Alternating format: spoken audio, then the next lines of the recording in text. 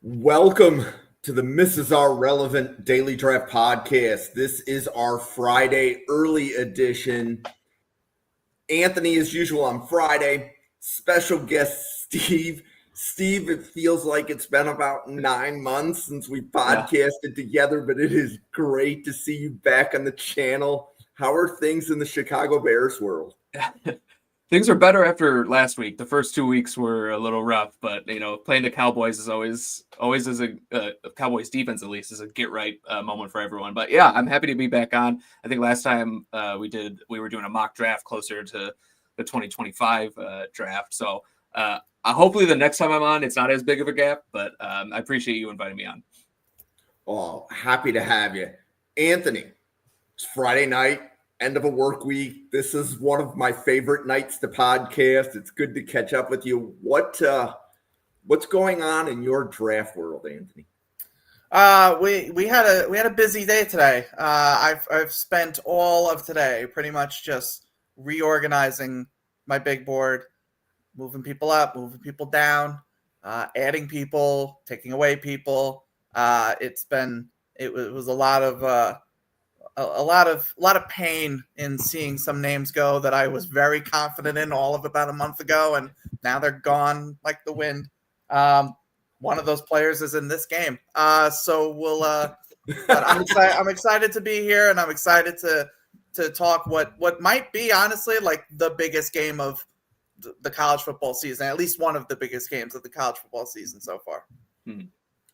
I think from a draft standpoint, this is the most fun game to talk about this week. We have talked all week. We have done game previews up and down the conference schedule. We've got a Big Ten matchup, Oregon-Penn State. Steve, this is the first draft conversation I have had with you this cycle. Who is your highest rated player in the Penn State-Oregon game? So I don't have my rankings officially finalized. That'll be a long time before that. But there's a couple guys that are definitely in contention. But I think when it's all said and done, the highest guy I'm going to have in this game is Kenyon Sadiq, the tight end from Oregon. I think there's a couple other people kind of in the conversation. But I think and I believe he's he is draft eligible, but there's always the possibility of him going back to college for another year.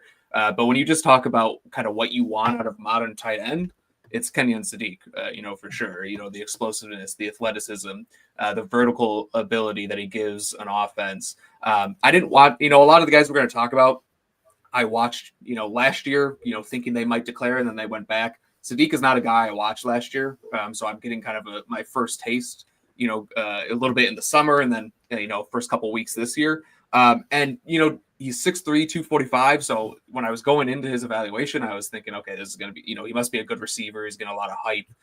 He's obviously, got some stats as well to back it up.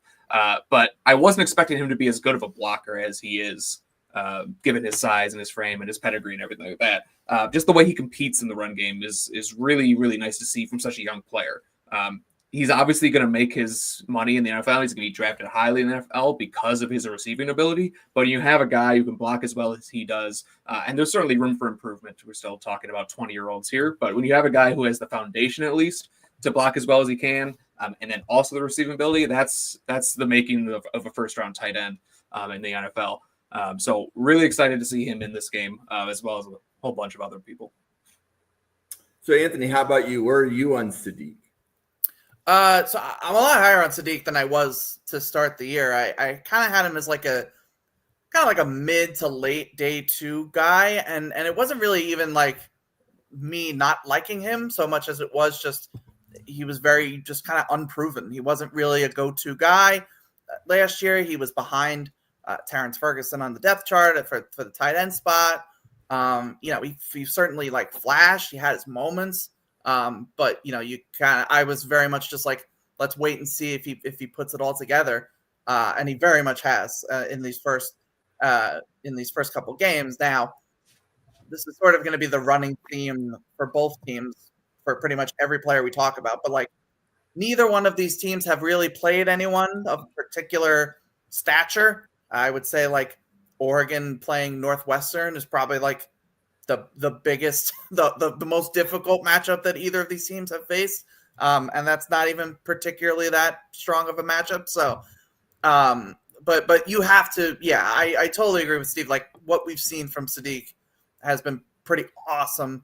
The athleticism, which we knew was there, he has shown that in spades, but I think the blocking that he has shown for somebody who's not a particularly big tight end by any means, but he's not afraid to get physical. He's not afraid to put his helmet down and crack some people if he needs to in the run game. So you love to see it. So where I had him as like a mid to late day 2 guy, I alluded earlier, like I'm reorganizing my board now. He's probably going to be on in the fringe round 1 department now. And if he plays well tomorrow night, could definitely be somebody that I'm more, comfortable with saying is a round 1 kind of player. So I updated the board in the simulator. It was sometime this week. Sadiq was the player I think that moved up the second most.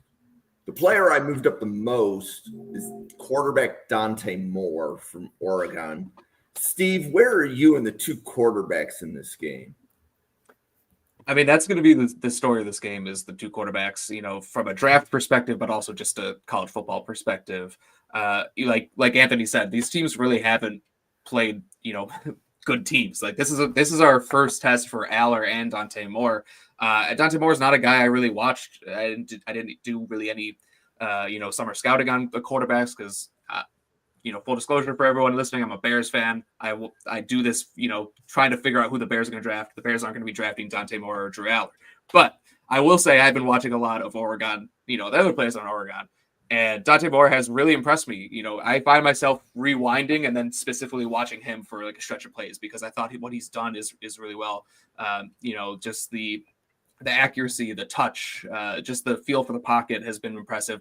Like I said, I haven't watched him fully in depth too much, but I think this is a big opportunity for him to kind of supplant himself into, the quarterback conversation in this draft class, because he's kind of come out of nowhere. If he has a big game against Penn State, who has a good defense, it kind of just shows that these first 3 weeks against lesser competition was not a fluke. And he needs to be taken seriously. So it's a big game for him. It's a big game for Drew Aller too. I'm sure we'll talk about him more as well. But both of them, with a big game here, they could really catapult themselves up. And with a bad game, both these guys could be kind of out of the top quarterback conversation with a bad game. It's a really big game for both of them. Okay, so if your team needs a quarterback, we broke down quarterbacks all summer. You'll even see Anthony on his evaluation on all 30 of the quarterbacks that we broke down. So Anthony, my question to you, Dante Moore, Drew Aller, which evaluation from the summer has changed the most based upon the 3 or 4 games that each has played? Oh, I think it's definitely Dante Moore. And, sort of similar to the Sadiq conversation, like it's just because we hadn't seen him play. I mean, we literally had only seen him play in 2023 when he started, 5-6 games for UCLA.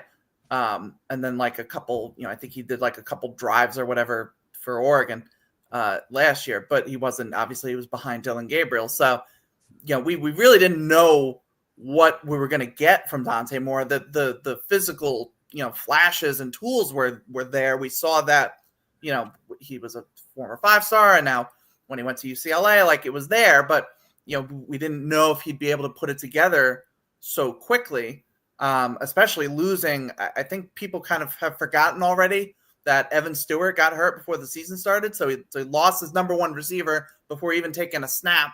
And, it really hasn't shown up to this point.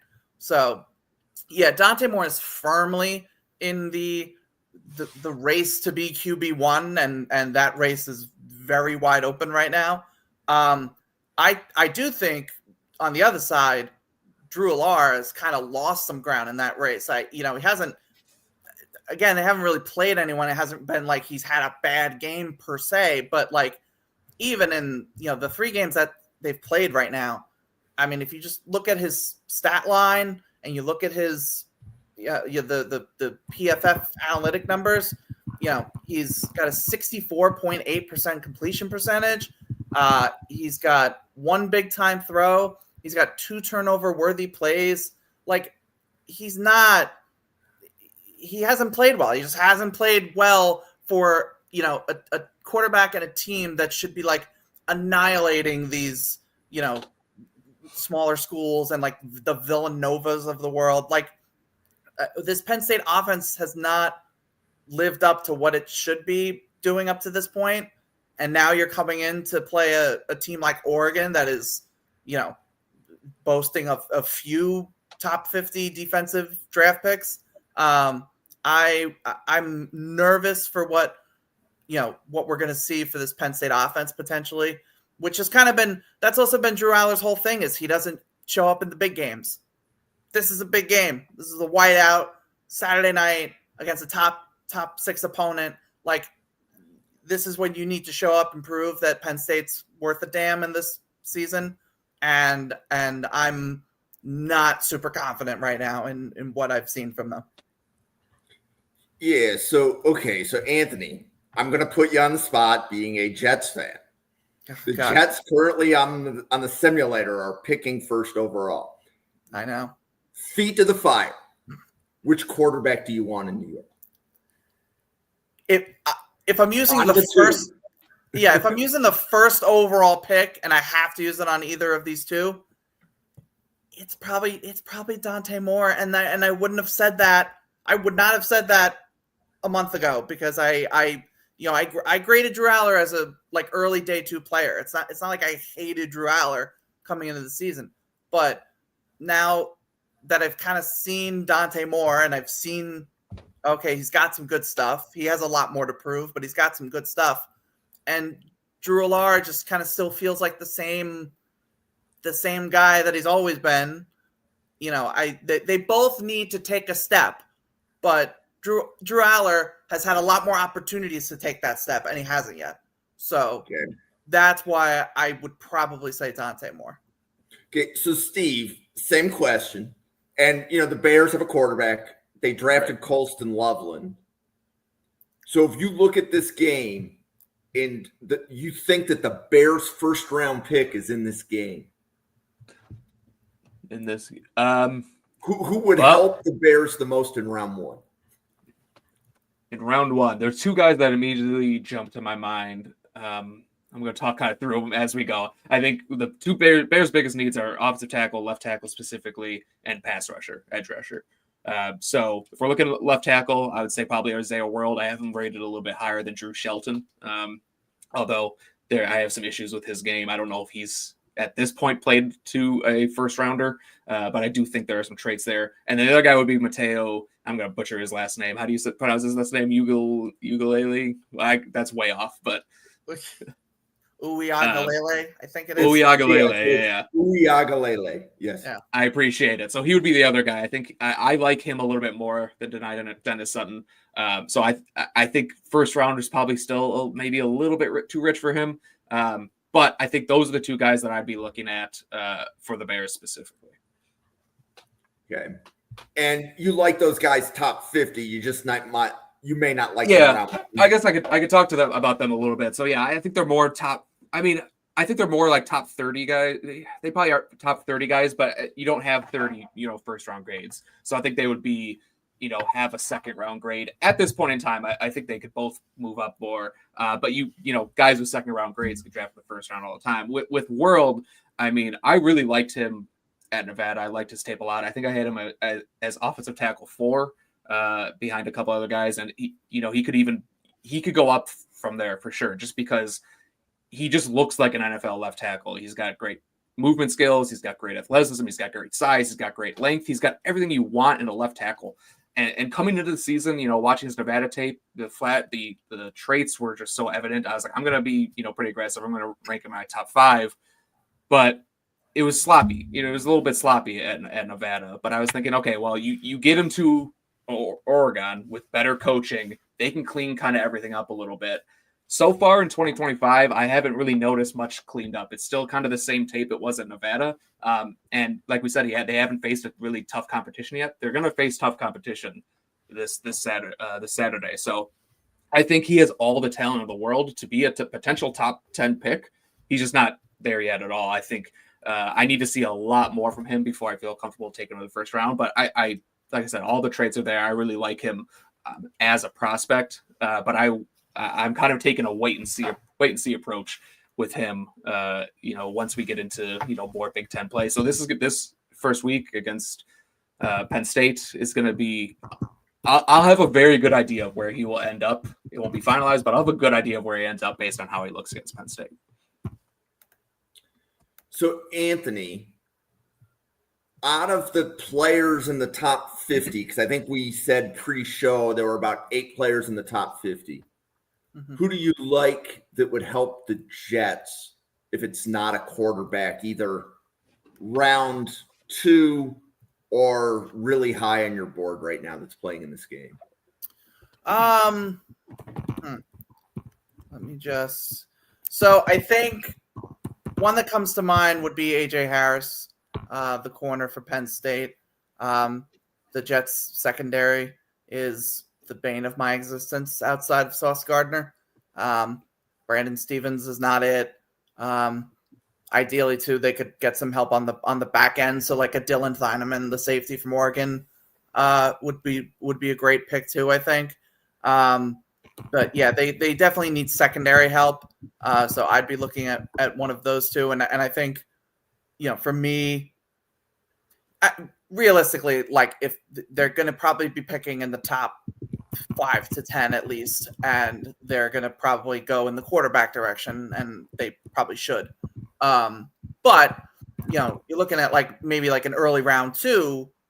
If a Dylan Theineman is there, if an AJ Harris is there, that's definitely something to help bolster the secondary, which Aaron Glenn would appreciate, I'm sure. I think also edge rusher is an option. They don't really have anyone that fits the 4-3 sort of front, that you could confidently rely on. So and Uyagalele, Denai Dennis Sutton could certainly be options too. They need to bolster that defensive line a bit. So yeah, I think if any of the players in this game are going to be on the Jets next year, and it's not a quarterback, it's probably going to be on the defensive side of the ball. Okay, and where do we want to take the conversation next? We have a lot of really good players in this game. I will leave it to you guys. Like Steve, there's somebody here you want to talk about? Yeah, I mean, I'll talk a little bit more about Mateo. I'm not even going to try to pronounce his last name. I'm so bad at it. I'm just going to just call him Mateo because I'm so bad with names. I'll never get it. I'll type it out. It'll be easier. But anyway, I'll talk a little bit about him because I think he's a guy who can rise up a little bit more. I really like his tape. The one thing that stands out is just how young he is. I believe he's 20 years old. Like if he declares, he'll be one of the younger players in this draft class. And one thing I really put a high value on is guys who are able to contribute in college at early on in their collegiate career. And this guy has been playing and playing pretty well for a few years now. So I think, he's a guy who can really rise. The frame is just, really, really nice to see. Like 6'5", 270. I think he's got adequate length. I don't know if he has, those 35-inch arms, but he's got pretty good length too. And as a Bears fan, with Dennis Allen's defense, we're looking for those guys that are 270, 280, plus guys. So I think he does need to get a little bit stronger to kind of fill that role for the Bears or wherever team drafts him. But there's so much to like with his skill set given that size. He's explosive off the snap. He has a pretty good pass rush arsenal. I think he can stand to add maybe a counter or two. But just considering how young he is, I think he's really at an advanced point. I think he's good against the run. He can set a hard edge.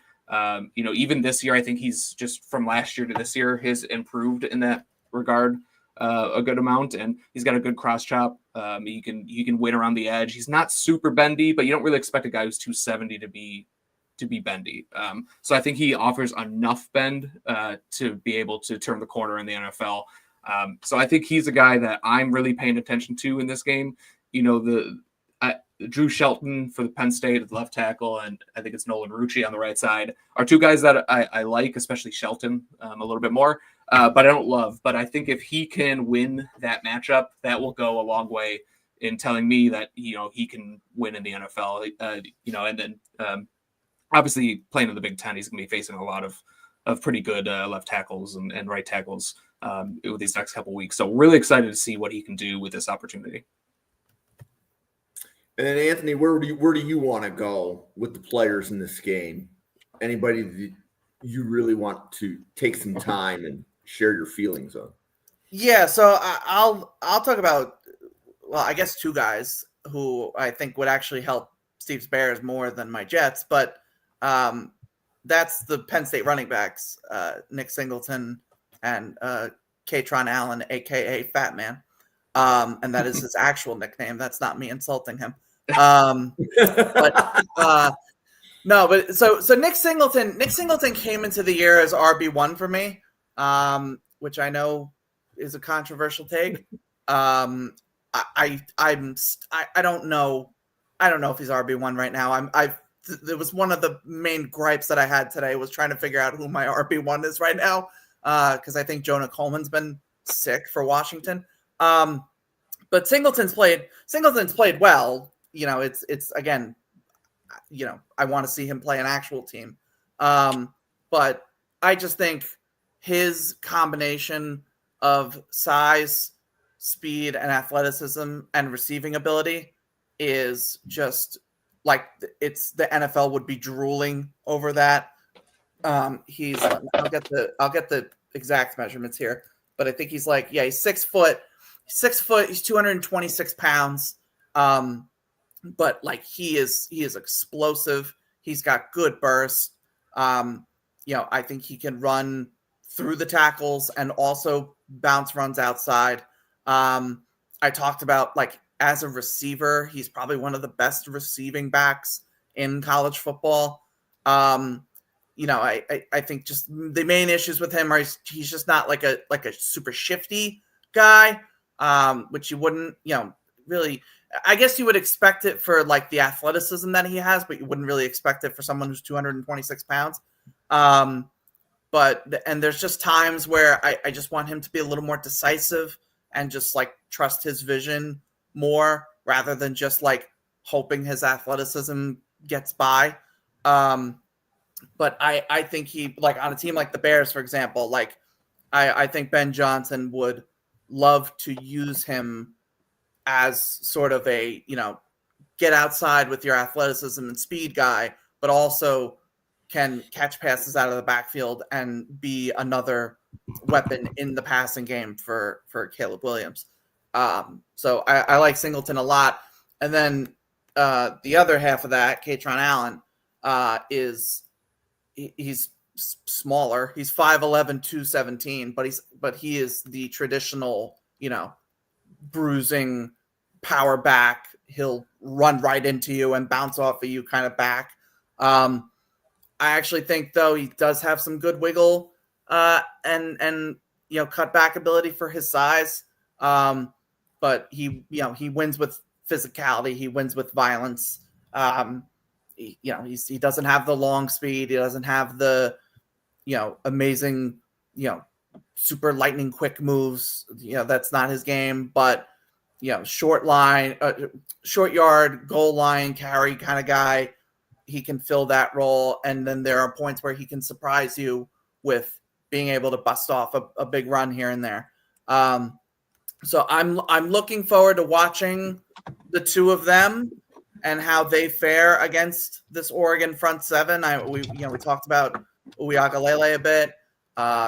There's also Amari Washington on the defensive line who is turning some heads and kind of starting to become a notable name on that defensive line at defensive tackle. You've got the linebackers like Bryce Betcher. So, how they fare and Dylan Feineman at safety. So how they fare, how the Oregon defense is going to handle these two running backs. Because if the ground game gets going for Penn State and they can keep Dante Moore on the sideline, that could actually make it a pretty long night for the Ducks. Okay. So Steve, like I said, like this is the first time that we've had a draft conversation this cycle. Has the Oregon running back situation surprised you? I think nearly every draft professor had Mekhi Hughes in their top 10 RBs. Yeah. And he's gone, he's fallen down the board a little bit, but Noah Whittington has entered the chat. What do you think of the Oregon running back from a draft perspective? Yeah, Mekhi Hughes is interesting. He was my running back 6. I actually think I was a little bit lower on him than a lot of people. Not that I didn't like him. I just liked other guys better. But it is very confusing on why he's not getting more play. I mean, one thing I'm thinking is potentially maybe they are kind of saving him. You know, don't show him off against the teams that you have no problem beating. Maybe save him for Penn State. I don't know. Maybe that's a conspiracy theory. Conspiracy theorist in me. But I think, to be honest, I haven't watched a lot of Whittington, so I don't have much to say there. But I think with Hughes, I liked his, like I said, I liked his tape at Tulane. I didn't necessarily love it. I thought he was a really good straight line athlete. I didn't see necessarily the wiggle or even the vision. I thought he was patient, but maybe didn't have great vision at Tulane. But I am surprised that they didn't. They haven't used him more. I'm hoping we see more of him in this game because at this point he's kind of off my radar until he starts actually playing in these games a little bit. But I do kind of want to get back to the Penn State running backs a little bit, if that's okay, just because I've watched a lot more of them. And I agree with everything Anthony said. I think they're really fun prospects, and with Singleton, you have that athleticism. You said he's 26 pounds. I think you said something like that, and he's probably maybe could run in the 4.3s potentially. So even though I think he's more athlete right now than running back. I still think there's so much there to like, and I do agree Ben Johnson would probably love to get his hands on him because you can use him in the pass game. You can use him, as a runner. I think his, again, like you said, more straight line speed than wiggle, but I think that's okay. You can work with that a little bit. I think his vision is a little lacking. That's why I was a little bit lower on him to go. And then you have the other side of the coin with Katron Allen. It's like these two guys could not be more opposite because Allen, could potentially run a 4.7. It would not surprise me if he runs a 4.7. You can time his 40 with a sundial. But I think he's a really good running back. And, as a runner of the football, I think he's pretty good. I think there's a spot for him in the NFL, as an early down back. I thought he actually does have really good vision, really just awareness, understanding angles, understanding, where he needs to be, good patience behind the line of scrimmage. There's just a lot to like about his game, even though you might not know it based on how I'm talking about them, but I do have Singleton higher. I think it's just the expectations, people have, for them. I expect Nick Singleton as, a top running back in this draft to perform at a certain level. With Katron Allen, I have lower expectations and it's a lower ceiling, but I think there is a role for him in the NFL as well. So between those three guys, and again, I need to watch Whittington more. I think there's a lot to like out of the running back we're going to see in this game. So I have some questions on some players. I'm going to give a list of players that have a lot to prove. And I think this game would go a long way. And a lot of them are linemen. So Oregon has a center, Iapani Lululu. I hope I did that name right. Penn State offensive tackle Drew Shelton. Penn State defensive lineman Zane Durant.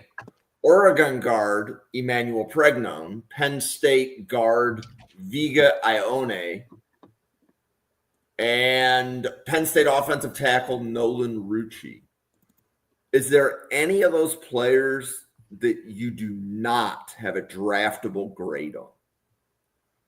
No, I have all. They're all draftable. I think the ones the most notable ones to me of them are Lalulu and Shelton. And we kind of talked about Shelton before. But I think coming into the year, he was tackle 3 for me, question mark. I think it was 3. Yeah. He was tackle 3 for me coming into the season. He's probably around that still right now. If he as Steve was talking about earlier, like if he does play well against Uiagalelei and the Oregon, defensive line, we've seen several top offensive tackle prospects not play well in the past couple weeks. So, he certainly could kind of set himself up to be tackle one with a big performance, I think. And Lalulu for me was pretty clear center one in this class. I know there's the Connor Liu hive. They love the Connor Liu at Auburn, but I thought Lalulu with his strength, with his versatility to be able to play center or guard, I thought he was just so good as a run blocker. I really thought like he was the center one coming in, and it's sort of the same conversation. They haven't really played anyone, so like now going against a guy like Zane Durant, who isn't he's not a big body nose tackle. He is a true 3-tech pass rusher. He wins with speed and he wins with burst and quickness to get to the quarterback and get in the backfield. So that will be a test for Lalulu if he can match that and deal with that effectively. I think that can also boost his stock as well. I wasn't particularly high on Durant. I had him as a day 3 guy, but I know there are people who view him as a top 100 player. So that will definitely be a matchup to watch too, because if Durant does win and can beat Lalulu and the rest of the interior offensive line, and then create pressure for Dante Moore, that now opens a can of worms of, can Dante Moore handle pressure that he hasn't really had to deal with this season at Oregon? So there's a lot of what happens in the trenches will have a strong impact on other people's draft stock as well. So that's definitely something worth watching.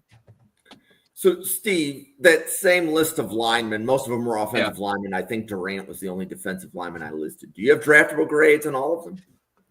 Yeah, on all of them as well. I agree with pretty much everything Anthony said there. I think Lalulu and versus Durant is going to be kind of a matchup to watch. I also am not a big fan of Durant. I have a draftable grade on him. I think he's a day 3 guy. And like I said, I know there are guys who really like him. But I will say the one thing that he does really well is undeniable, is his explosion off the line, his burst, his athleticism. That's there. That's really, you really like that. So I think with Lalulu, one of the questions I have on him is his athleticism. How is he going to handle that speed? He's a mauler in the run game. He's a good pass blocker as well. But how can he match up against a guy who is athletic as Zane Durant? I think is going to be really important for his evaluation. Because if he wins that matchup, there's a box checked for Lulu, and he could be potential center one in this class because he has that potential. If he, struggles with it, then, that's a different conversation. But I think that's a really good matchup. I think you mentioned Ione, I think is how you pronounce his last name. I like him a lot. I know Anthony didn't talk about him, so I'll talk about him. His experience at all 3 interior line spots, which I think is big. I thought another guy who I, kind of had a preconceived notion about him kind of going into his evaluation, which I try not to do, but sometimes it's just unavoidable.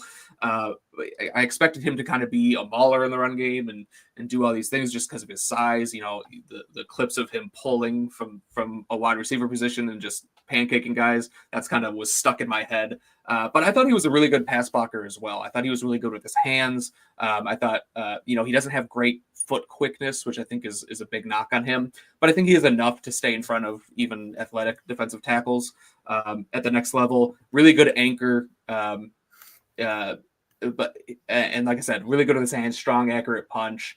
He varies his sets a lot. He does a lot of, jump sets to keep defensive tackles off bounds. Like I said, I think his foot quickness could be a little bit better. That's something, maybe it's never going to be, spectacular, but hopefully he can maybe shed some pounds, get a little bit better there. I also noticed like a lackadaisical play style at times. There will be times when he, will pancake a guy and really block to the whistle, and the other times where he just kind of gives up on the rep, which is never a good look. So, but I think there's a lot to like there with him. Another guy you mentioned was Emmanuel Pregnon, who I've really been impressed with this year. I didn't really like him, at USC too much. I didn't like his tape that much, but I think at Oregon he's really started to kind of put it all together. Again, the caveat being they haven't really played, a great competition. But I think as a pass protector, if you're looking for a guy who can come in and be at left guard and pass protect at an average level at least right away, I think he could be a guy who might be a little bit of a sleeper in this class. Just looking at him, he just looks like an NFL offensive lineman. He's got great size. He's got great length, super strong, good anchor. And I think he falls off blocks a little bit in the run game. I think he's much more advanced as a pass protector than a run blocker. But there's definitely a lot to like about him. Another guy I'll just shout out is Alex Harkey. I don't think you mentioned him, but I actually like him. He's the right tackle for Oregon. I actually like him not as a tackle, as an interior player. He played a couple years at Texas State. I think he was somewhere before Texas State as well. I can't remember where. I think it was Colorado, actually. Colorado to Texas State, and then now he's at Oregon.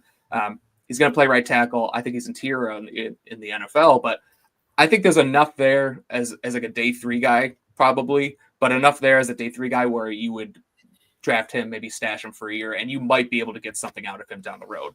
So I know you didn't mention it, but I wanted to give him a quick shout out as well. Yeah, and then there's actually another lineman who I completely glossed over, but Viga Ione from Penn State is going to be matched up against Oregon defensive tackle Amari Washington. Where are each of you on Amari Washington right now, Steve? I liked Amari Washington's tape a lot from this year.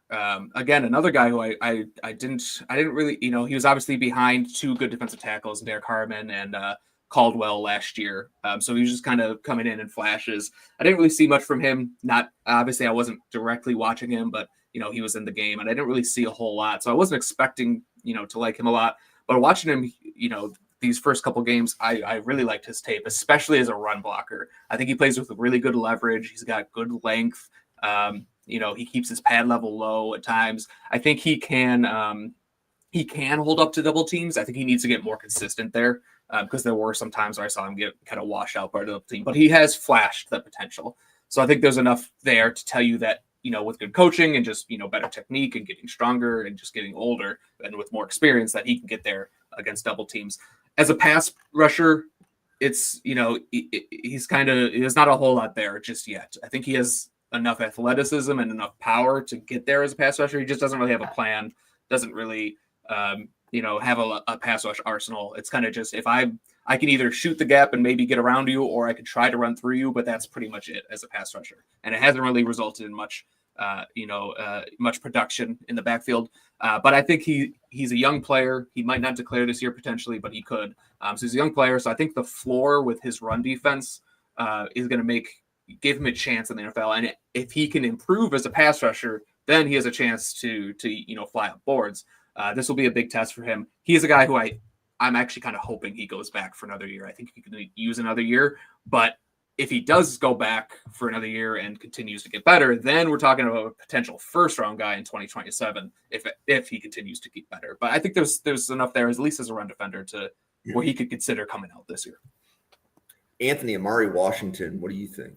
Yeah, I echo a lot of what Steve said, especially about I think he should go back to school. His Feldman's freaks numbers are like freaky even for the Feldman freak list. So he's 6'3", and this this is all alleged. I don't know if I want to see it to believe it, but allegedly he's 6'3", 338 pounds. He's clocked at running over 20 miles an hour. He has a 36-inch vertical. He squatted 755 pounds, and he benched 475 pounds. That's like Thor numbers. Like that's like insane if that's accurate. So this is a true like athletic specimen that you would be getting in the middle. I think a lot of his issues are issues that come with just inexperience.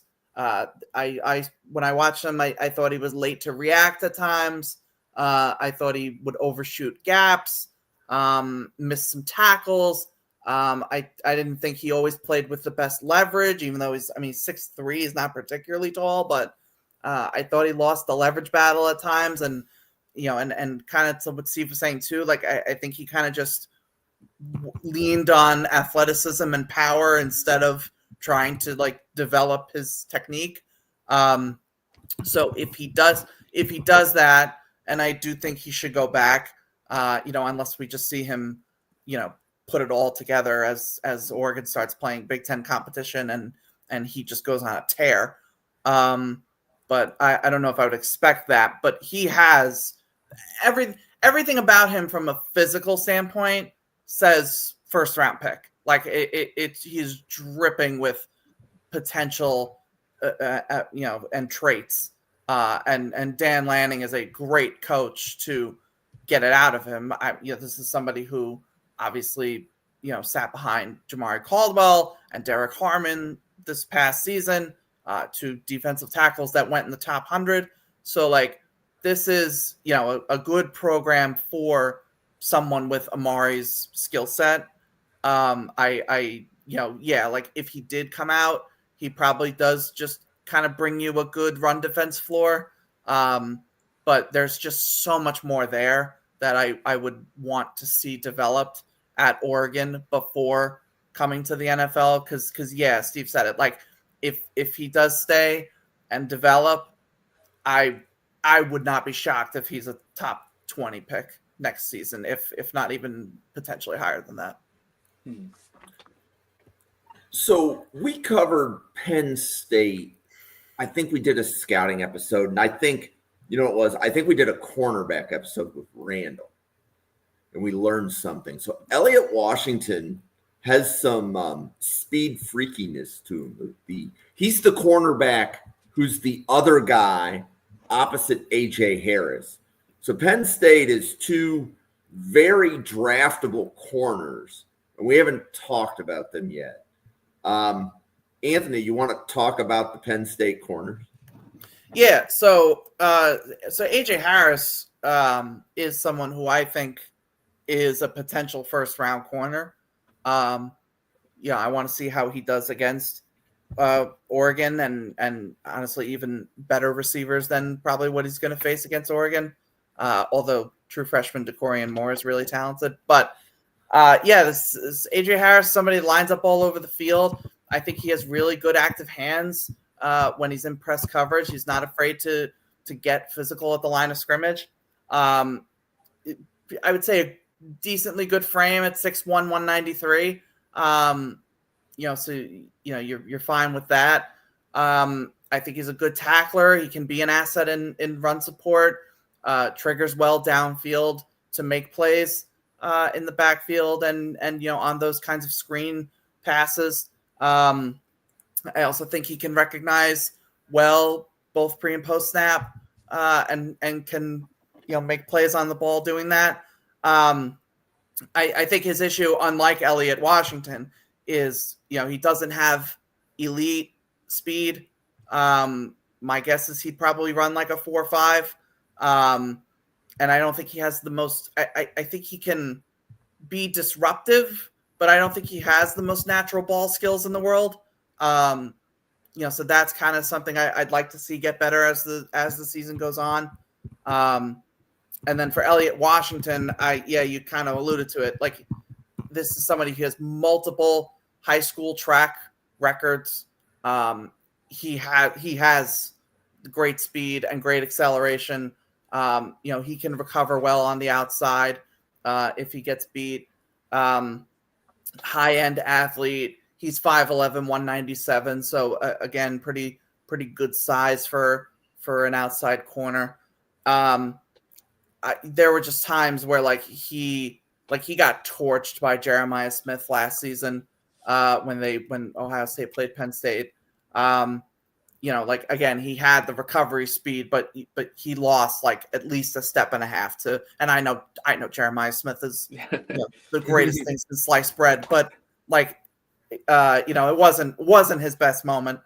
And I don't think whereas AJ Harris, I think, is willing to get a little feisty and physical at the line of scrimmage. I don't think Elliott Washington does that naturally. I think he is more of like the, he'll play off and rely on his speed and quickness to make plays. Whereas AJ, I think, is a little more advanced with his technique. So and also I don't think either of them are particularly great when it comes to making interceptions. So that's something to potentially look forward to. But Elliott, I think I'm trying to remember. I think Elliott had like a top 100 grade for me, or like around that point for me. And AJ was, again, somebody that like I think had like a early day 2 fringe round 1 kind of grade. Both of them could absolutely, play well enough tomorrow, shutting down, if they shut down Dante Moore and this Oregon passing attack that's kind of had their way with everybody. I could definitely see them rising up. A corner is another position I think that we've kind of seen like a bit of a vacuum. Like other than Mansour Delane, like I don't think anybody's really separated themselves as in terms of draft prospects at the corner spot. So like AJ Harris and Elliott Washington could potentially be risers if they have a big game tomorrow. Mm-hmm. Steve, do you have day 2 grades on both Penn State corners? I would say I've watched more of Harris than I have Washington. So I would say I have a day 2 early day 2 grade on Harris. With Washington, I would say maybe a late day 2, but again, I haven't watched him as much as I have watched Harris. But agree with everything that Anthony said. I like AJ Harris a lot. Though when you asked, who my top rated prospect was from this game, he was someone I was considering because I think he is that good. Interestingly, this season he has only been targeted once in 3 games, which I think goes to show just how good he is in coverage, but also just his reputation. I think teams are just more than willing to target other people, maybe target the middle of the field a little bit. So I thought that was really interesting seeing that. But yeah, the size and frame is there. I was surprised when I saw that he was 193 pounds. I thought he played a lot bigger than that. I thought, when I was watching him and I was like, okay, this guy's 6'1", 200 plus. And then I saw he was 193. I was like, oh, that's a little interesting because I thought he's very physical. Obviously, he's comfortable getting up to the line of scrimmage and press man coverage. He's good against the run. So I'm not worried about him being kind of under 200 pounds. I think he's got good enough size. I think, like you said, he's not the greatest athlete. Maybe he runs a 4.5, something like that. But I thought he was more fluid than he is fast. I thought his movement skills were pretty good. And that's what makes me feel comfortable, having a, early round 2 potentially could maybe get a first round grade when it's all said and done. Kind of reminds me, back to being a Bears fan, kind of reminds me a little bit of Jalen Johnson coming out of college when he was at Utah. Maybe not great athleticism, but good size, comfortable in press man, can do a lot. Maybe Jalen Johnson also didn't have great, ball skills in college. Hasn't necessarily translated that well to the pros, but he's still a really good corner that you want on your team. But the ball skills, I do want to see more ball production. Obviously, that's not going to happen if you're only targeted once in 3 games, but eventually he's going to get targeted more. So I do want to see some plays on the ball that would make me feel a lot more comfortable about putting up there. I do think he gets lost in zone a little bit. He's kind of like, you're playing him as press man, or you're not really drafting him. If you draft him to be a zone corner, it's not a good use of his skill set. But I think there's a lot there to like about him. As a Bears fan, I think, he'd be a good fit for a Dennis Allen, type defense who wants their cornerbacks to get up to the line of scrimmage and be physical with wide receivers. So really like him. I need to watch more Washington, but from what I have seen, yes, very athletic. It's kind of almost like the Katron Allen, Nick Singleton, but for cornerbacks. You got the athlete and you got the guy who's just a really solid player. And I think Washington is more of an athlete, relies on his athleticism maybe too much, but if you want to be a cornerback in the NFL, it's really, really helpful if you're really athletic, and he's got that box checked. So if he can, just clean up a few things, get him into a right situation, get him to a team with a good, cornerbacks coach, there's a lot there to like, and the upside is definitely intriguing. I think the last 2 positions we haven't covered are linebacker and safety. So the drinking game that you can play when you're watching Oregon play this year is anytime the announcers say center field whenever Bryce Botcher makes a play. Like, that's the drinking game, because they were doing that. I think he made several plays against Northwestern. And then the announcers immediately went into a center field tangent. But Anthony, out of all of the linebackers and safeties in this game, how high do you have them? Well, so I Dylan Thieneman was a or Thieneman. I don't know. I've heard both. I'm gonna just whatever. Thieneman. I had him as a top 5 player coming into the year. I'm still a huge fan of Dylan Thieneman. He hasn't really done much this season so far, but I haven't really been asked to do much.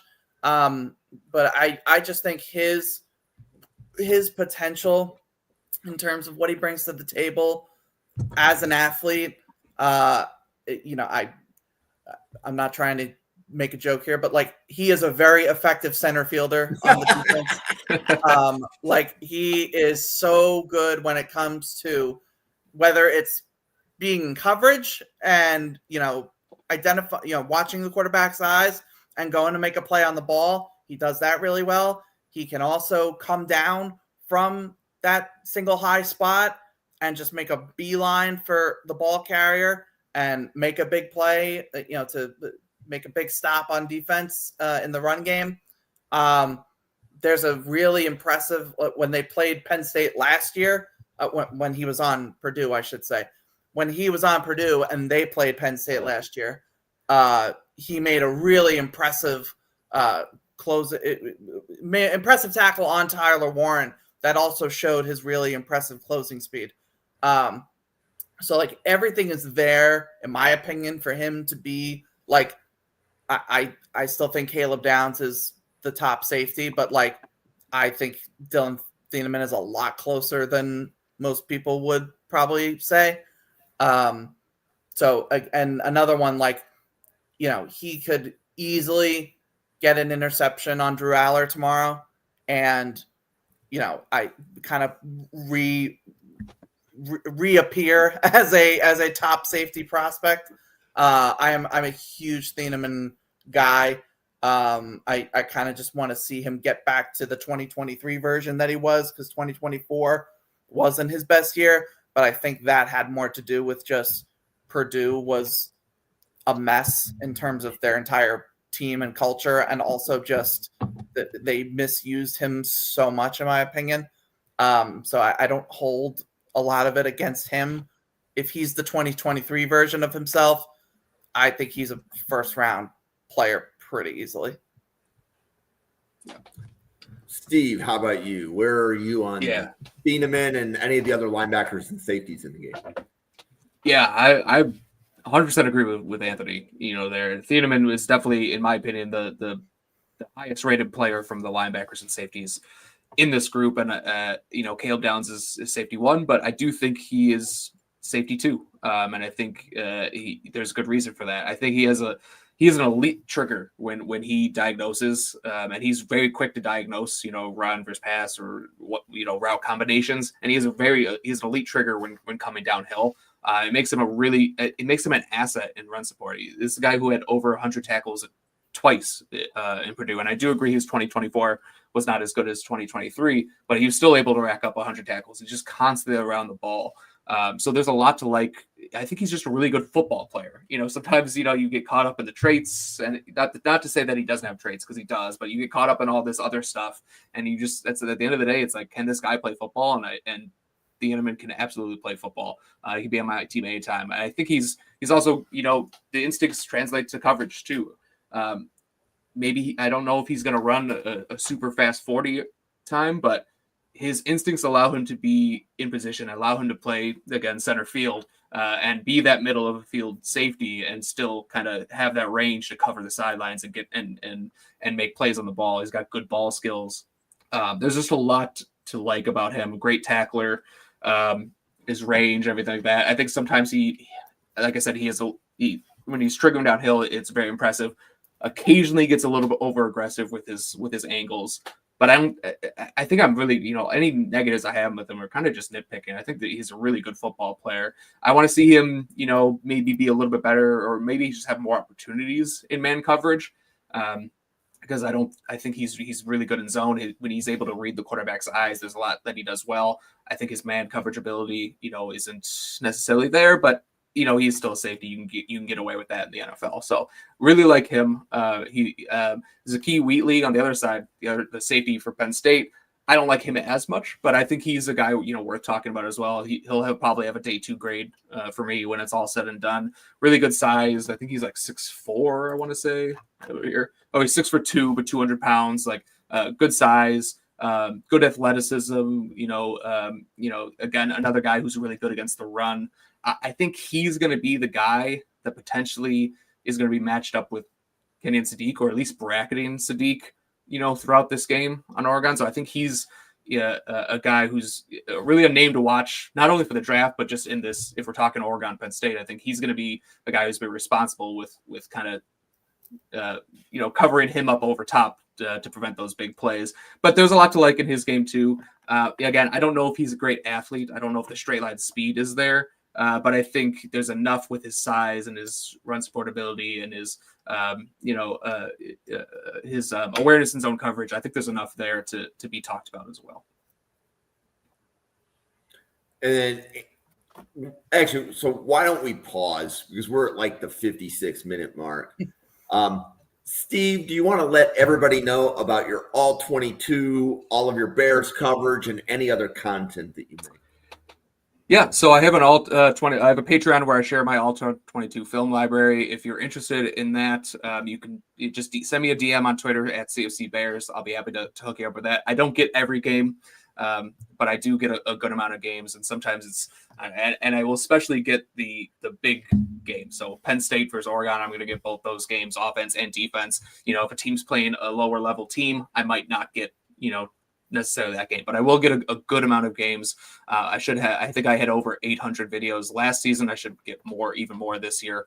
So if you are interested in that and you want to watch the all 22, which now ever since I got all 22 a few years ago, it's almost impossible to go back to the broadcast angle and like scout effectively. You really do need it if you want to do this. So just DM me on Twitter. I'll get you set up and we can go from there.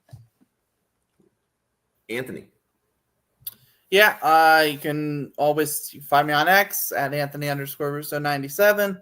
I'm constantly posting draft stuff there. I've got my Substack, which you can find on my X page. I'm posting also draft /NFL /college football stuff there. You can find me here Friday nights and Saturday at time TBD.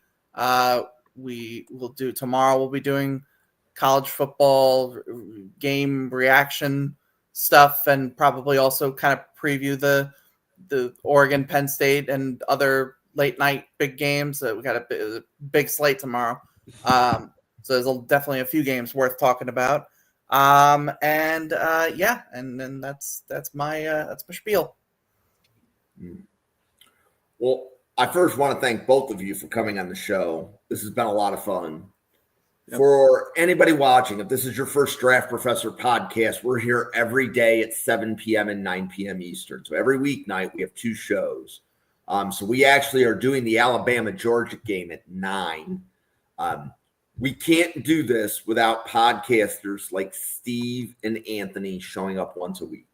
So Draft Professor is a group of 98 podcasters.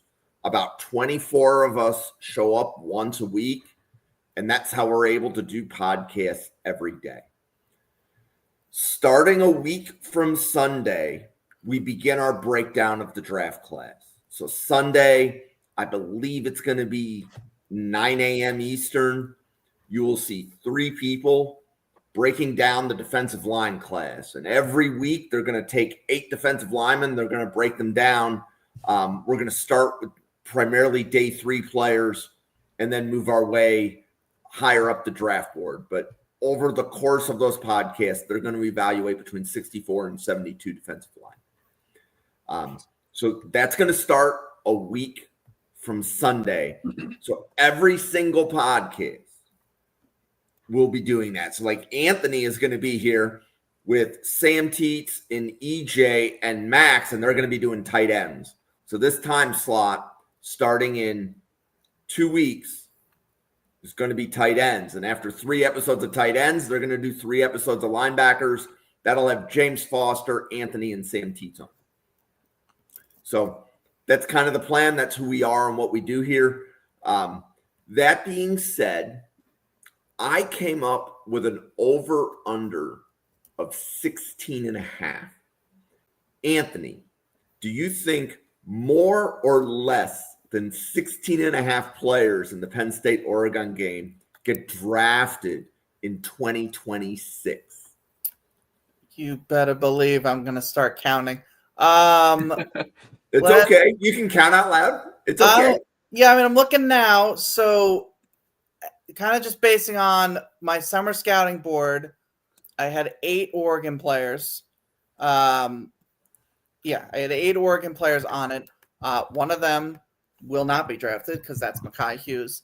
So that's 8. And then for Penn State, it looks like I've got 12 names, so that equals 20. Now, granted, some of these are underclassmen, so they could potentially not declare. Kind of just looking though, I actually might take the over on that because I think, like, because I don't even have Dante Moore. I didn't summer scout. I should say I didn't put Dante Moore on my board because I kind of wanted to like let him be before I did that. But yeah, we're going to see Aller. We're going to see both Penn State running backs. We're going to see like the Uiagalelei, I think will come out.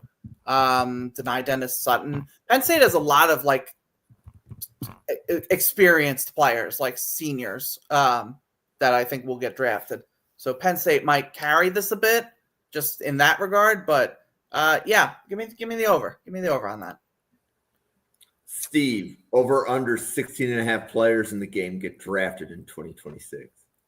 Yeah, when he first said that, my first thought was under. I was like, yeah, we talk about there's a lot of guys in this game, but some people will go back to school and it'll probably be under 16.5. But I'm looking at it and I'm thinking it's going to be over actually, even with like counting some guys who I think are going to go back, like Amari Washington. I think, I would take the over on that. So you see, and that's interesting because I was even counting like the guys that were going back, and I thought like I had it, but you guys both smashed the over. So I think it'll be close to 6.5, but I would take the over. Okay, how many players in this game go round 1 2026, Steve? 2026 round 1. I'm gonna go. Let's see. I think I'm gonna plant flag. Say Sadiq, if he comes out, will go round 1. I will say I think Thieneman goes round 1. That's 2. The quarterbacks are so hard. It's so hard to say that right now. But like also, let's stop beating around the bush. Drew Aller is a tall white quarterback with a big arm. The NFL sometimes overdrafts those guys, so there's a possibility. Sure. So I would say, oh man, this is tough. Isaiah World has a chance if all things go well. I'm gonna say 4. I'll say 4. I think is high. So, Anthony, how many do you think? Yeah, I'm gonna go 3. I'm gonna say I think Steve has a very valid point with Aller, but I just don't. I don't know, man. I just feel like we're gonna see other quarterbacks kind of emerge. Like I already think Fernando Mendoza's probably past him. Sellers is still, the ultimate traits kind of guy. Nussmeier's probably past him at this point. So it just feels like he's going the wrong direction. And Dante Moore, I just don't think, I just wouldn't bet on him coming out. So I'm gonna say I agree with Thieneman. I agree with who was the other? Sadiq. I agree with Sadiq, and I'm going to say one of the left tackles in this game goes first round. Okay. So I'm going higher than you guys.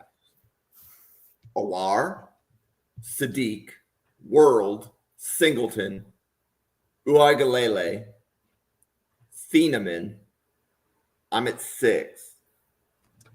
The only one I'll push back on, I think all of them could. I don't think Singleton makes another first. It's just because running back position in general it gets a round downgrade. Yes. But the other 5 I could see. I could also see AJ Harris potentially sneaking into the first. Oh, you see, I forgot AJ Harris, and I was even going to throw in Drew Shelton. Right, I could go up to 7. I could go up. It's to certainly 7. possible. It's not outrageous for any of those guys. It's not Yeah. outrageous for sure. I agree. Yep. So yeah, like nobody's like roasting me. It's a bold take, but nobody's roasting me. Yeah. Exactly. We are going to close the podcast down for Steve, Anthony, myself, for the 98 podcasters at the Draft Professor. Thank you so much for tuning in. Enjoy your Friday night, and we'll see you on a podcast again in about 50 minutes. Thank you, everybody.